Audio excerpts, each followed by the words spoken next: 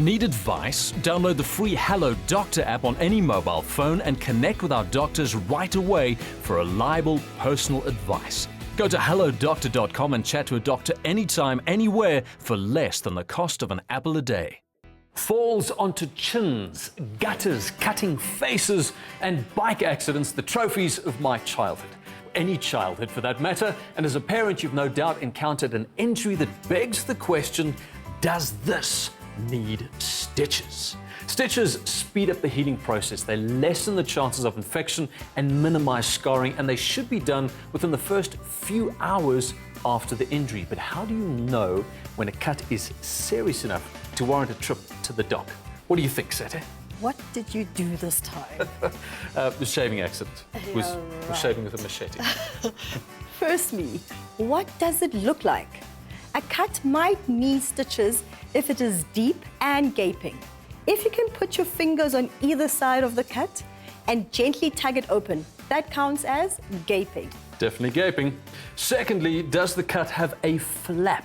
If you see a part of the skin that has been cut into a flap with a flap of skin kind of popping up, that's a sign that you should have it looked at as well.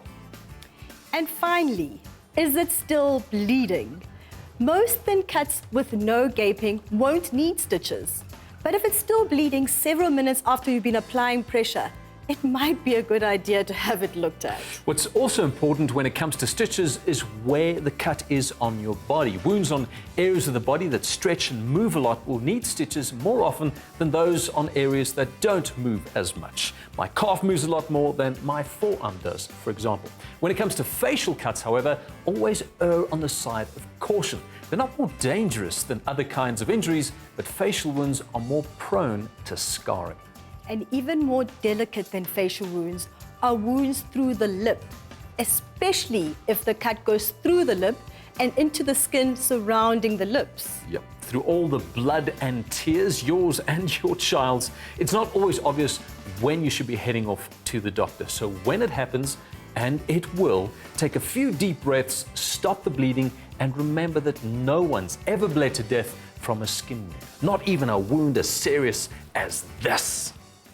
Need advice? Download the free Hello Doctor app on any mobile phone and connect with our doctors right away for reliable personal advice. Go to hellodoctor.com and chat to a doctor anytime, anywhere for less than the cost of an apple a day.